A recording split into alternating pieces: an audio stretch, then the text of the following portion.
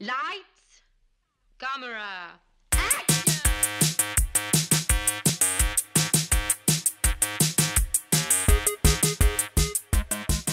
Aujourd'hui à l'émission, Alien, The Color Purple et Poltergeist. Bienvenue à On jase de film.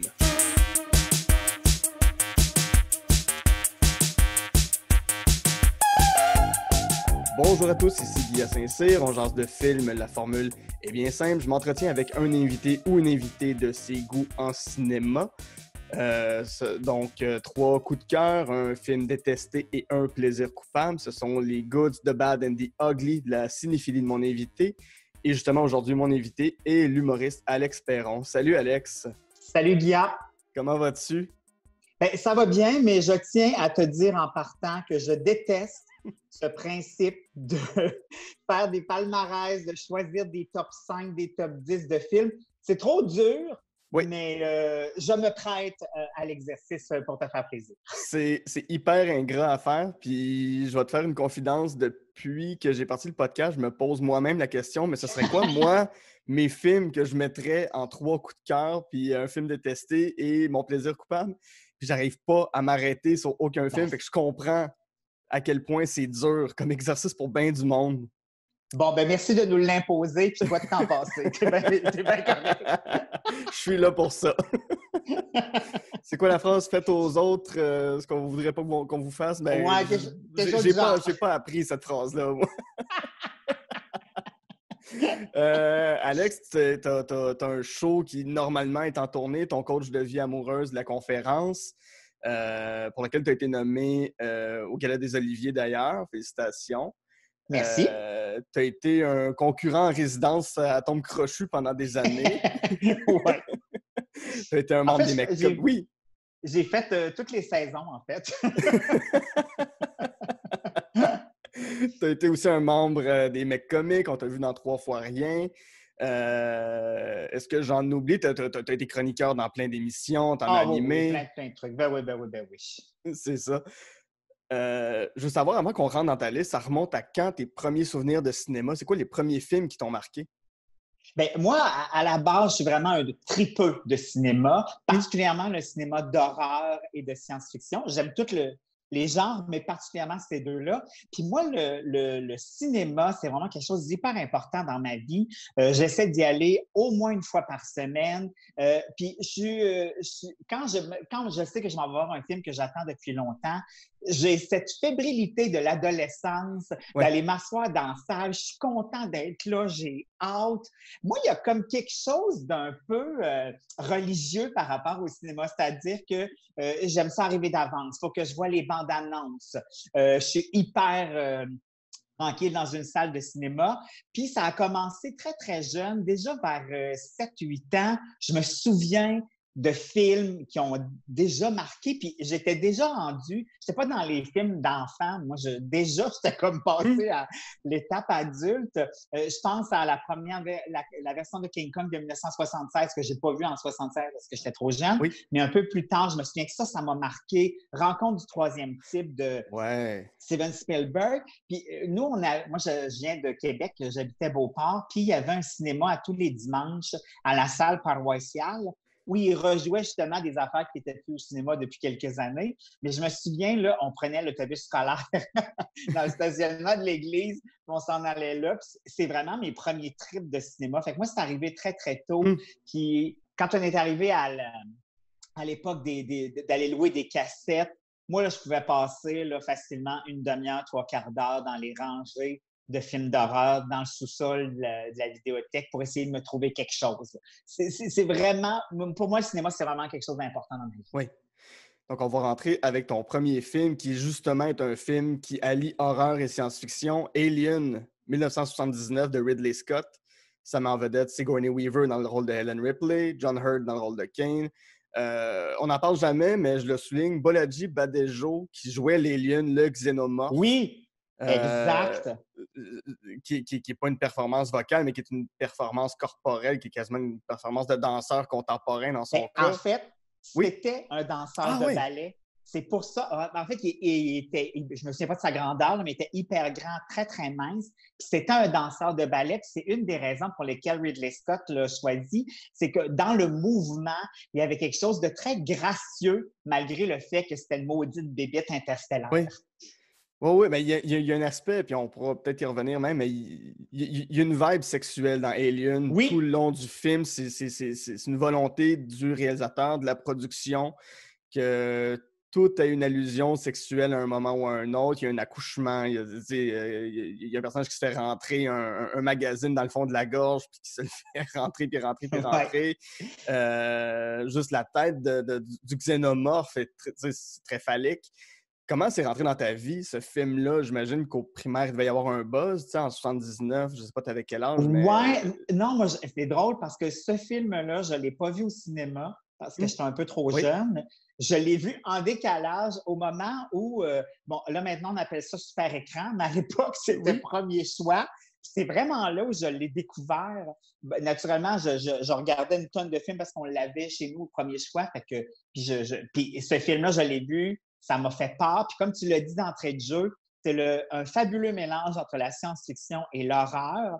Puis naturellement, à premier choix, on pouvait revoir le film 100 millions de fois pendant le même mois. Alors, je surlignais dans l'horaire, le catalogue qu'on recevait, quand est-ce qu'il passait. Fait que dans le premier mois où c'est arrivé, j'ai dû le voir à peu près une quinzaine de fois.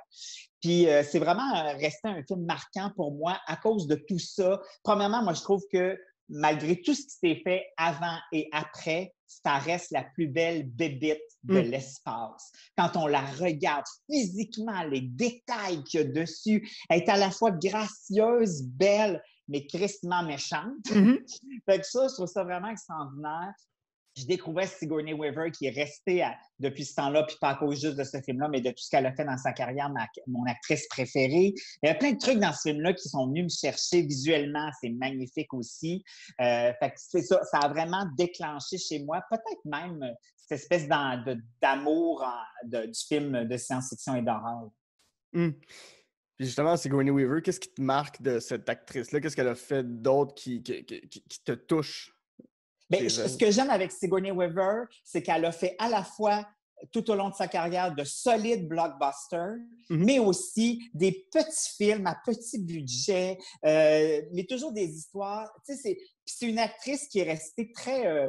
je trouve qu'elle représente une espèce de truc qu'on voit moins maintenant, cette espèce d'honnêteté, de grâce qu'on voit aussi moins chez des actrices un peu plus jeunes maintenant. Je ne dis pas qu'il n'y en a pas, là, mais c'est une ancienne mannequin qui venait d'une famille qui tripait sur la télévision. Fait qu'il y avait quelque chose là-dedans chez elle. Physiquement aussi, je la trouve magnifique, mais qui n'est pas un stéréotype de beauté qu'on connaît souvent à Hollywood, tout ça. Fait que ça vient me chercher, mais le niveau de son jeu, l'humilité qu'elle a aussi quand elle joue, mais aussi dans la vie, ça vient facilement me chercher. Oui. Puis as-tu le même attachement aux autres films de la franchise Alien? Bien, pour moi, celui qui suit Aliens de James Cameron en 86 est un bijou aussi. Pas pour les mêmes raisons. Par exemple, on est plus dans quelque chose de militaire. L'action est plus directe aussi, mais visuellement, encore aujourd'hui, c'est un film qui passe très, très bien la route. Puis si on revient au premier Alien, il vient de sortir en 4K. Je ne sais pas si tu as eu la chance de voir l'image, mais on dirait que le film est sorti l'année passée. C'est vraiment fabuleux là-dessus. Fait que celui de James Cameron m'a beaucoup plu aussi, mais pour d'autres raisons, l'action et autres. Mais on a quand même réussi à amener le personnage d'Ellen Ripley ailleurs. Il y a quelque chose qui se suit dans cette histoire-là qui fait la job. Parce que des fois, les suites ne sont pas toujours heureuses, mais dans ce cas-là, je trouve que c'est bien réussi. Avec le troisième, on me tapait un peu ailleurs. Il y avait beaucoup de CGI dans le Alien. Ça m'a un peu moins plu, quoique j'ai regardé récemment le directeur Scott, pardon. Puis ça passe déjà mieux la route. Mais pour moi, les deux premiers sont vraiment iconiques pour des raisons différentes. Puis ta scène marquante du premier Alien, c'est laquelle? Celle où tu t'es dit, OK, là, il y a quelque chose qui se fait avec moi, là? Ben, écoute, inévitablement, la scène du repas où John Hurt a la bébête en dedans de lui. On ne sait pas encore ce qu'elle va faire. Là, après, quand on a tout compris le film, on sait où est-ce que ça s'en va. Mais à ce moment-là, on pense que c'est terminé. L'espèce d'araignée qui avait collé d'en face est partie. Tout le monde est heureux. En même temps, on comprend bien qu'il va se passer quelque chose parce que le film commence. Mais on ne s'attend pas à ce moment-là. C'est percutant, c'est violent, ça arrive rapidement. Puis je me souviens avoir lu aussi Veronica Cartwright, qui fait Lambert, qui fait donc l'autre femme du film. Ridley Scott n'avait pas expliqué beaucoup aux comédiens comment la scène allait se dérouler. Il savait ce qu'il y avait à faire, mais il ne savait pas comment ça allait se passer. Puis elle a été traumatisée par cette espèce de premier splash de sang qu'elle a reçu d'en face. Et la cote qu'on voit dans le film, ils l'ont gardée, ils ont refait la scène, mais c'est sa première cote, c'est celle-là qu'ils ont gardée parce que, écoute, sa surprise est tellement incroyable. Fait que ça, ce premier moment-là, je pense que, tu sais, on n'oublie pas ça. C'est vraiment, vraiment fabuleux. Effectivement. Si on passe à ton deuxième film qui est The Color Purple de Steven Spielberg, on a parlé de Close Encounter au début. Mais Color Purple, 1985, ça met en vedette Whoopi Goldberg dans son premier rôle au cinéma, Oprah Winfrey aussi dans son premier rôle au cinéma, si je ne me trompe pas. Danny Glover, en fait, pas mal tout le casting est à majorité noire, afro-américain. Ça a été nommé pour 11 Oscars, mais ils n'en ont remporté aucun. Ce qui a créé un scandale à Hollywood. Ouais. C'est incroyable! C'était un scandale quand même à l'époque. On a parlé il y a quelques années du Oscar So White. Mais, ça tire entre autres ses racines de ce film-là. C'est un premier film engagé aussi pour Spielberg. Il sortait d'Indiana Jones, il sortait de E.T., puis il s'est dit, moi, je fais un film plus sérieux, plus intelligent. Pour ceux qui n'ont pas vu Color Purple, qu'est-ce que ça raconte?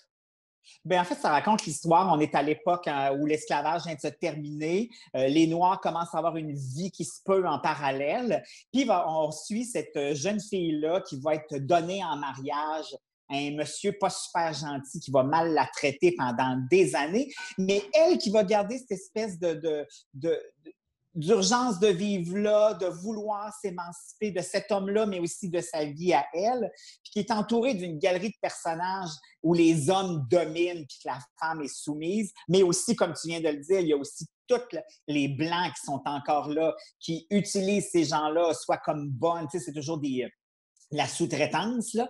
Mais il y a surtout cette performance-là de Whoopi Goldberg qui est vraiment hallucinante. Puis on passe dans ce film, probablement, moi, c'est le film qui, je pense, encore aujourd'hui, me fait le plus brailler. Il y a plein de moments dans le film qui me fait brailler, même si je l'ai vu plusieurs fois. La musique est hallucinante. Il y a du gospel, il y a de la musique un peu de la Nouvelle-Orléans, tout ça. Mais cette histoire-là de cette fille-là qui essaye de s'émanciper, pas super jolie, puis elle le sait, puis c'est un peu on le sent aussi dans le film. Puis tu sais, on la connaissait pas, Whoopi Goldberg, à part si on l'avait vue sur scène faire de l'humour, ce qui était complètement autre chose aussi. Fait que pour moi, puis comme tu l'as dit, Steven Spielberg, on ne l'attendait pas là, en fait, à ce moment-là. Après, il en a fait d'autres films un peu dans ce genre de drame-là, mais pas à ce moment-là. Fait que c'était une espèce de charge complètement différente de ce qui nous avait amené. Puis c'est un film qui me touche encore profondément sur l'acceptation personnelle, sur le défi de s'émanciper aussi, la confiance en soi, beaucoup aussi. Puis, tu sais, on parle de cette période-là, mais on pourrait vivre encore aujourd'hui sensiblement le même genre de truc pour différentes raisons. Mais donc, pour tout ça, c'est encore un film que je trouve incroyable. Oprah Winfrey, là-dedans, est hallucinante. Il y a des performances d'acteurs qui sont vraiment tripantes dans ce film-là. As-tu lu le roman sur lequel le livre est basé?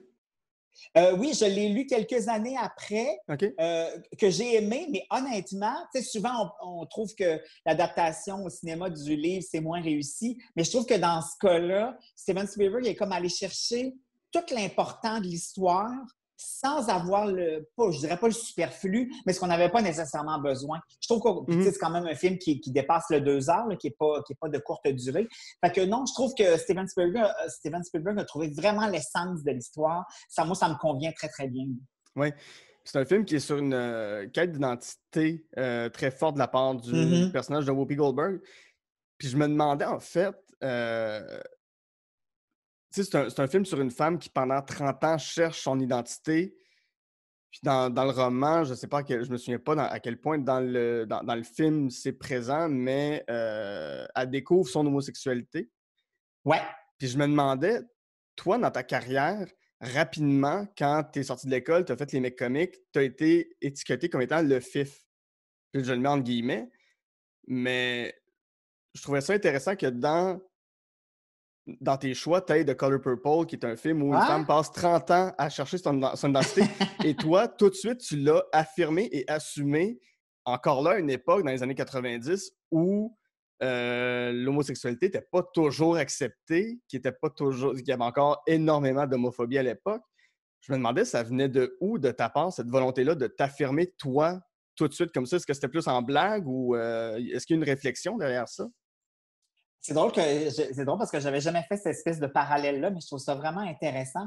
Mais pour ce qui est dans mon cas, moi, probablement, je ne l'ai jamais caché. Tu sais, Mhm. quand j'étais à l'école, tout le monde le savait, puis dans ma famille, puis tout ça.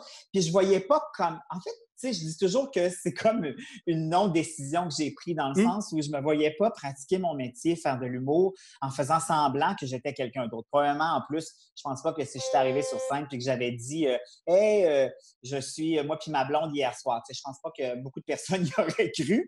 Puis, tu sais, l'humour, c'est beaucoup dans la vérité, c'est beaucoup dans ça. Fait que je me voyais pas Mhm. faire ça. J'avais pas envie non plus de faire semblant. J'avais pas envie de me cacher derrière quelque chose qui n'existe pas. J'avais pas envie de ça. Fait que j'ai décidé tout de suite d'y aller à fond la caisse. Puis je me suis dit, si ça passe, tant mieux, je vais être heureux. Si ça passe pas, c'est parce que c'est pas le métier que je dois Ah oui. faire. J'aurais pas voulu faire semblant pendant des années. Il y en a qui le font, puis c'est bien correct, je juge pas ça 3 secondes, mais moi, je me voyais pas faire ça, puis j'aurais pas été bon de toute façon. Fait que pour moi, c'était comme une décision qui se prenait un peu au naturel. Puis ceci dit, moi, j'ai eu la chance de former un groupe aussi avec 2 gars hétérosexuels. Oui. Premièrement, que ça a aidé beaucoup à faire passer la pilule aussi, parce qu'effectivement, quand on est sorti en 96, c'était moins présent dans notre showbiz québécois, dans notre univers culturel québécois. Mais je pense que le fait d'avoir été avec 2 gars hétéros, ça a aidé beaucoup, beaucoup à faire passer. Puis nous, on était très démocratiques dans notre affaire, c'est-à-dire que les gars riaient de moi autant que moi, je riais d'eux autres. Fait qu'à partir de là, on avait l'impression que tout était égal. Fait que je pense que c'est ce qui fait que ça a si bien fonctionné. Mhm. Si on revient à Color Purple, c'est quoi la scène qui t'a marqué de ce film-là?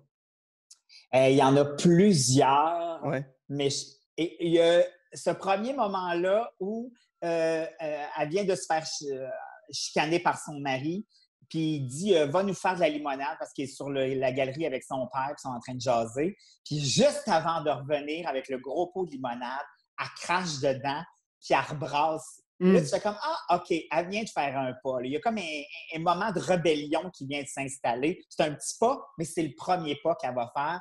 Puis naturellement, le moment où finalement elle décide de le sacrer là, puis qu'elle s'en va avec la chanteuse qui est venue la récupérer, elle est dans la voiture en arrière, puis la voiture s'éloigne, puis elle envoie juste la main, comme si elle partait pour un petit voyage à son mari. Mais tu comprends qu'elle vient de le caler, c'est là. C'est Ouais. un moment, mais c'est pas un moment qui est appuyé, mais c'est un moment de libération exceptionnel. Puis je trouve ça le fun parce que, tu sais, ça aurait pu tomber rapidement dans le pathos ou dans le un peu trop cheesy.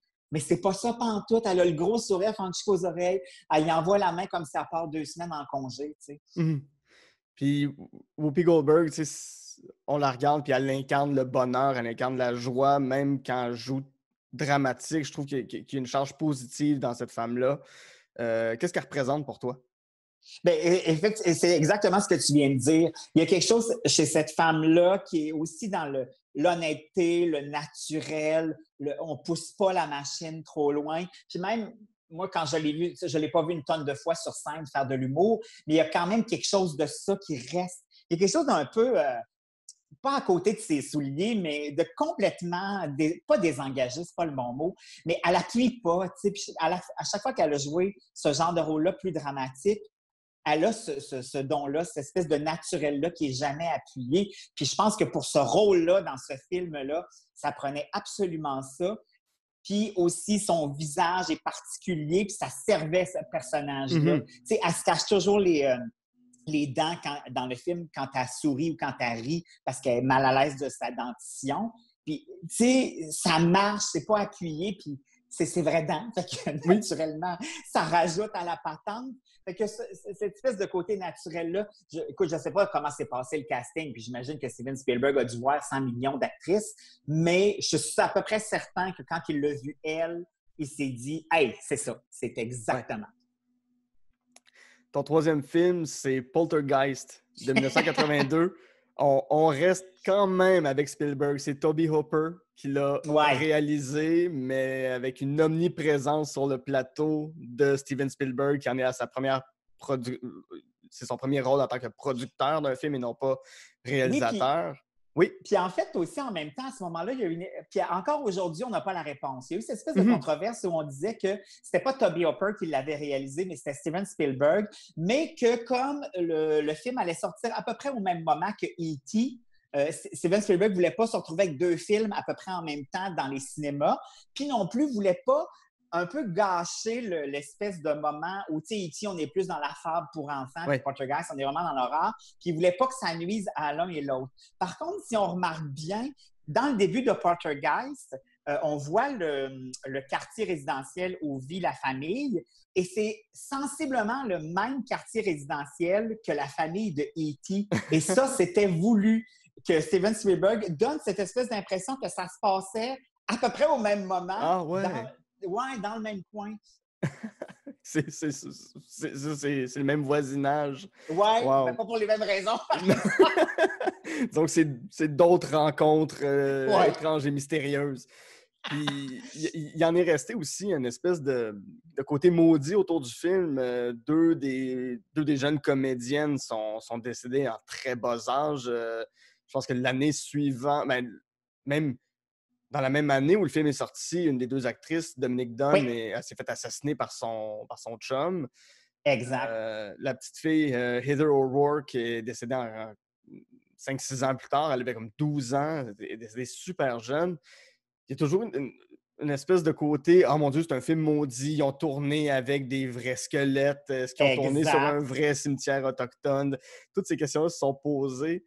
De ton côté fan de Poltergeist, est-ce que tu aimes cet aspect-là ou est-ce que tu as un petit côté « Ah, oh, mon Dieu, je peux pas croire que c'est arrivé. » Ah, ben c'est ça que ça rajoute. Ça rajoute à l'espèce de mythe de ce film-là. C'est drôle parce que avant même qu'on se jase, naturellement, dans cette période de confusion pandémique, on a beaucoup de temps. Puis je me suis dit, hey, je vais me le retaper. Ça faisait longtemps que je ne l'avais pas écouté. Puis je l'ai en Blu-ray, l'image est belle aussi. Puis Crime, je trouve qu'encore aujourd'hui, c'est une des meilleures histoires de fantômes du cinéma. Puis, tu sais, oui, les effets spéciaux sont plus rudimentaires, mais encore là, ça tient la route, ça passe le temps. Il y a quelque chose dans cette histoire-là aussi très familial. Puis, tu sais, on n'est pas dans une maison isolée, là, dans un manoir qui décrépit. On est dans un quartier résidentiel d'un couple de fin trentaine. Tu sais, on est dans quelque chose d'hyper moderne, urbain. Puis on dirait que ça rajoute énormément à l'esprit de fantôme que moi, je trouve bien trippant. Oui, moi, je l'ai vu il y a très, très longtemps, mais ce qui m'avait surpris, c'était l'humour qu'il y avait dans ce film-là aussi. Ouais. Il y a beaucoup de moments comiques, comme quand la mère met un casque de football sur sa petite fille, qu'elle la met sur le plancher, puis que la petite fille fonce dans le mur parce qu'il y a une force démoniaque qui la pousse vers le mur, mais la mère est comme « Waouh, c'est formidable ce qui se passe dans la maison! » Ils vont chez le voisin pour lui demander s'il n'a pas vu, lui, s'il n'a pas vécu des phénomènes bizarres, puis ils sont en train de se faire bouffer par des maringouins. Ils restent là, sont mal à l'aise de jaser de tout ça. Puis quand ils reviennent à la maison, ils n'ont pas plus de réponses, mais ils sont piqués au maximum. Fait qu'on joue toujours sur ces deux paliers-là, mais quand on tombe dans la peur du fantôme, je trouve qu'on réussit vraiment, vraiment. Puis tu sais, il y a Zelda Rubinstein, qui est la naine voyante médium, qui est là, qui est à la fois rigolote, parce qu'elle a un look qui détonne complètement, mais en même temps, hyper à son enfant, qui veut sauver la famille. Fait que moi, je trouve vraiment qu'encore aujourd'hui, c'est un redoutable film de fantôme. Oui.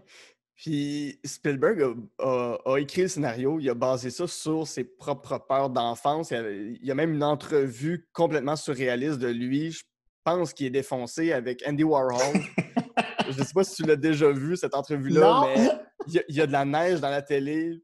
Puis il dit, moi, je suis persuadé, je pense que c'est avant Poltergeist, mais il dit, moi, je suis persuadé que les fantômes sortent par les écrans enneigés. Puis il est sur un lit, il est avec la femme de Mick Jagger, puis Andy Warhol. Il y a une vidéo de ça, ça n'a pas de sens. Puis il raconte que quand il était petit, son père est rentré avec un transistor dans la maison, puis il a dit « Ça, c'est le futur, mon fils, avale-le. » Puis il a mangé un transistor, mais, mais il est complètement défoncé. Mais déjà là, il y a cette crainte-là de les fantômes sortent des écrans. C'est ça, c'était une de ses peurs quand il était petit. Je me demandais, toi, qu'est-ce qui te faisait peur quand tu étais petit? Étais-tu un enfant craintif? Non, mais en fait, j'avais cette espèce d'ambivalence-là entre oui, j'ai peur, mais je peux pas m'empêcher de le regarder. Puis, je le sais, je vais avoir peur anyway après en allant me coucher, fait que c'est correct.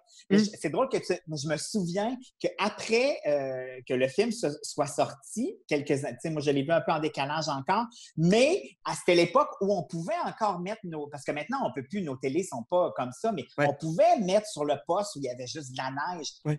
Inévitablement, on l'a tous essayé de s'installer comme la petite fille devant la télé, puis d'attendre. Moi, je me souviens d'avoir au moins attendu 4-5 fois des bons 20 minutes, une demi-heure pour voir s'il se passait pas quelque chose. Puis si on avait on pensait qu'il y avait le moindre affaire, là, et on pensait que c'était la même affaire. Naturellement, ça n'a aucun rapport, mais je pense que ça aussi, ça rajoute au mythe. Tu sais, comme je le disais tantôt, c'est tellement moderne, on parle de télé, puis tu sais, on est à l'époque où c'est ça, on découvre le VHS, tu sais, on était très mindé là-dessus. Fait que je pense que c'est ça aussi qui fait que ça faisait si peur parce que c'est quelque chose qui est proche du quotidien. Moi, quand c'est proche du quotidien, ça me fait encore plus peur, même s'il y a moins d'effets, parce qu'on dirait que ça sonne une cloche que ça se pourrait, tu sais. Mm-hmm.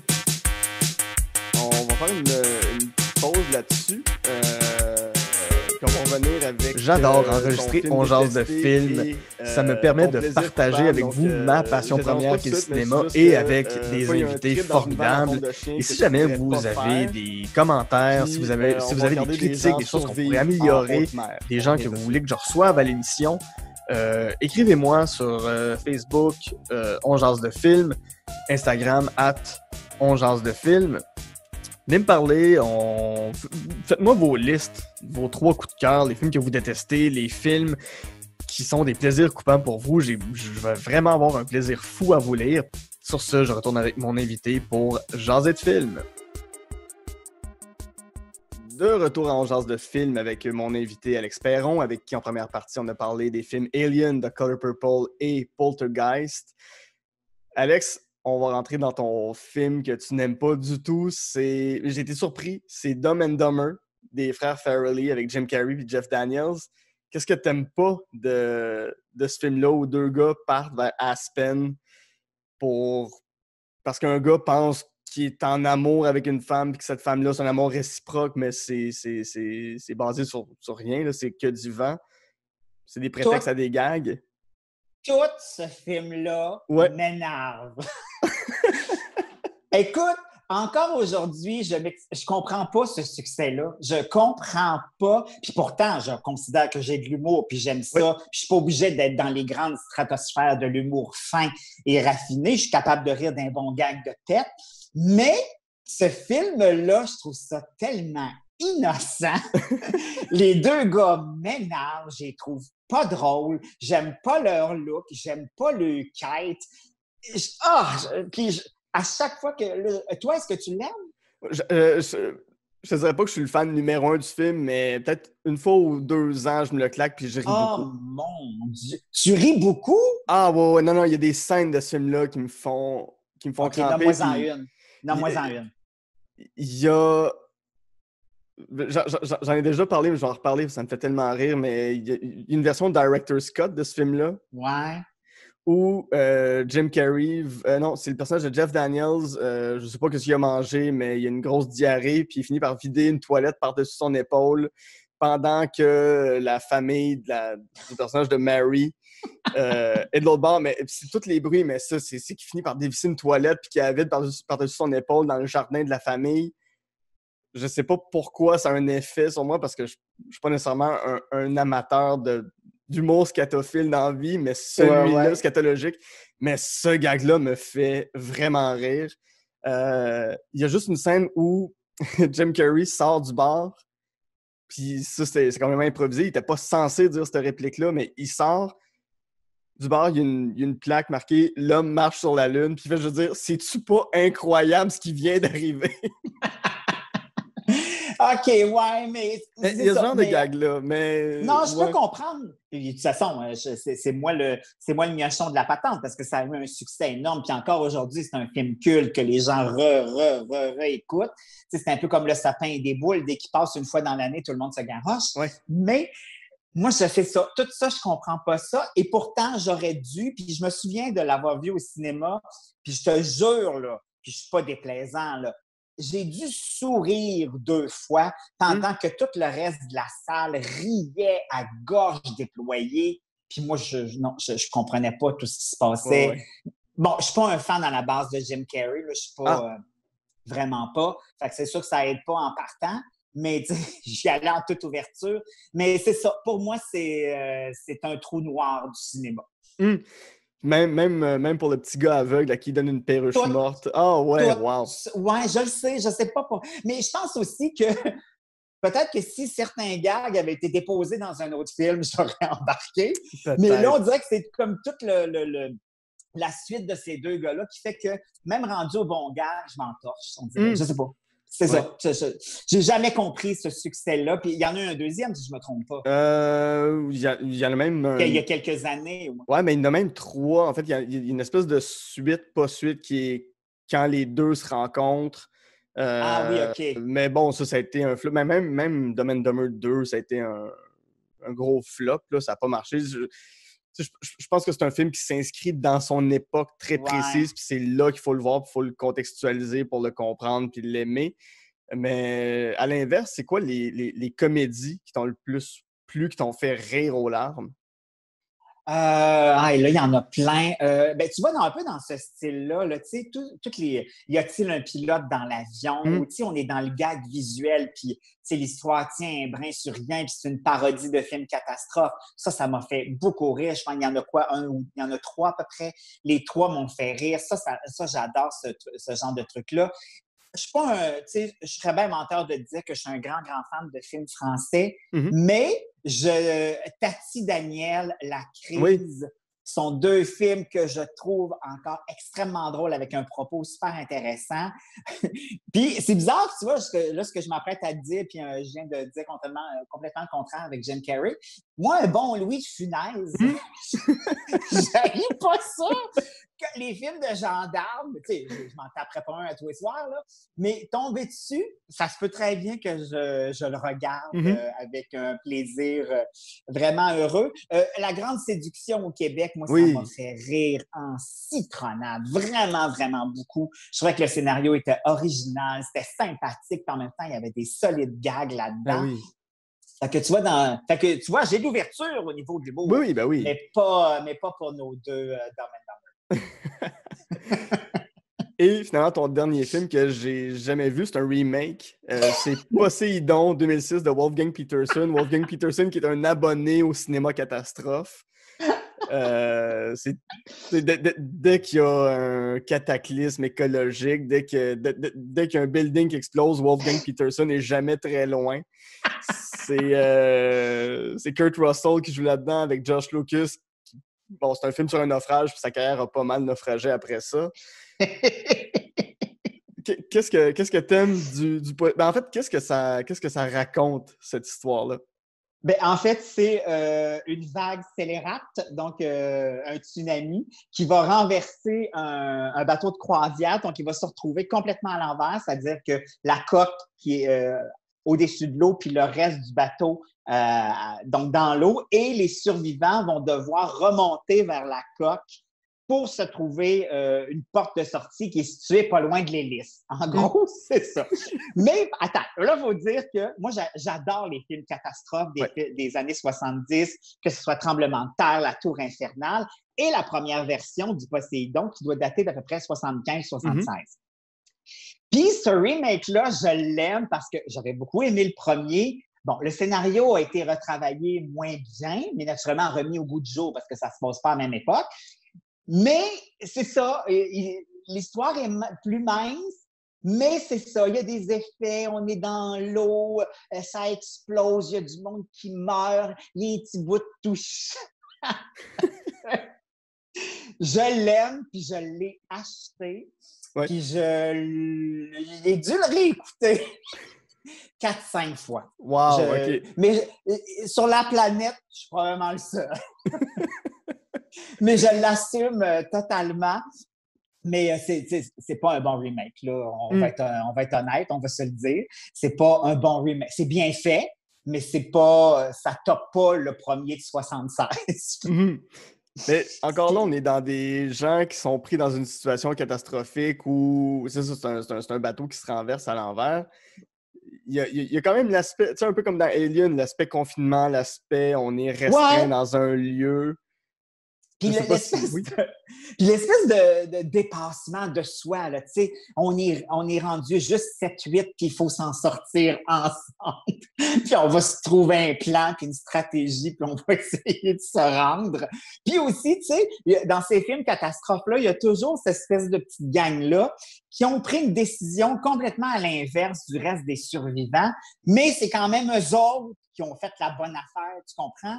Tu sais, parce que, mettons, reprenons l'exemple du Poséidon, eux autres, il y a d'autres survivants qui sont dans la salle de bal, tout ça, mais ils ne veulent pas les suivre. Mais 10 minutes après, ces gens-là, ils meurent. Tu comprends, Guy, à quel point c'est important ce qu'ils ont pris comme décision? Voilà, j'essaie de me justifier, mais c'est ça, voilà. Mais qu'est-ce que tu aimes aussi? Tu sais, on a parlé de science-fiction, on a parlé d'horreur, mais le cinéma catastrophe, qu'est-ce qui vient de chercher dans ce genre-là? Écoute, puis même, tu sais, si on parle de 2012, j'ai adoré ça. Oh, mon Dieu. L'autre, là, où l'hiver s'installe perpétuellement. The Day After Tomorrow. Exactement. Bien, c'est ça. C'est que l'humain est pogné pour se débrouiller avec les éléments qui font adversité. Fait que ça, j'aime ça. J'aime la Terre qui se rebelle contre l'humain, qui fait passer un sale moment. Puis, ce que j'aime aussi dans ce genre de film-là, c'est toujours un peu des films chorales, tu sais, dans le sens où il y a bien de l'acteur, il y a bien des actrices qui sont pas toutes à la même place en même temps. Ça se peut qu'ils se rejoignent, ça se peut que non. Ah, écoute, j'ai même aimé San Andreas avec The Rock. Je suis vraiment désolée. Oh, OK. Ça, j'ai vu le titre. J'ai vu le titre, puis l'affiche, puis ça fait, ben non, je n'irai pas là. Je le sais, mais moi, oui, puis je l'ai acheté aussi. Puis une fois de temps, tu sais, c'est un tremblement de terre vraiment solide, là. C'est même étonnant qu'ils s'en sortent toute la gang. Mais c'est ça, j'aime l'humain qui se bat contre les éléments de la vie. Fait que toi, quand tu as vu la COVID arriver, tu as fait « Hey, on l'a notre catastrophe », puis finalement, est-ce que tu as été un peu déçu par la tournure des événements? Bien, en ce moment, je suis encore neutre, c'est-à-dire que... Puis c'est drôle parce qu'on se parle de ça. Je lisais justement ce matin qu'il y a des scénarios qui se préparent sur qu'on va utiliser ça comme film catastrophe. Oui. Je suis tombé fébrile. Si ça pouvait être avec The Rock en plus, ben oui, réalisé par Michael Bay, je serais heureux. Avec un caméo de Kurt Russell. S'il vous plaît. Ça serait... Ben oui, on serait au paradis. Alex, ça a été un plaisir de t'avoir sur le podcast. Moi aussi. On fera peut-être une prise 2 aussi avec d'autres films que tu m'amèneras. Je suis sûr que tu as plein de plaisirs coupables et plein de films que tu as adorés. Je suis partant, c'est sûr et certain. Excellent. Si les gens veulent te suivre sur les réseaux sociaux, veulent te retrouver, voir ce que tu fais, où est-ce qu'ils vont? Facebook, j'ai ma page personnelle, puis il y a aussi la page de coach de vie amoureuse. Sur Instagram aussi, je me guidoune un peu par là aussi. Je suis assez facile à retrouver, puis je suis très interactif avec les gens. J'aime beaucoup jaser avec les gens, fait que ne vous gênez pas. Alors, dans mon cas, mon nom est Guy Saint-Cyr et avec Alex Perron, on a jasé de film.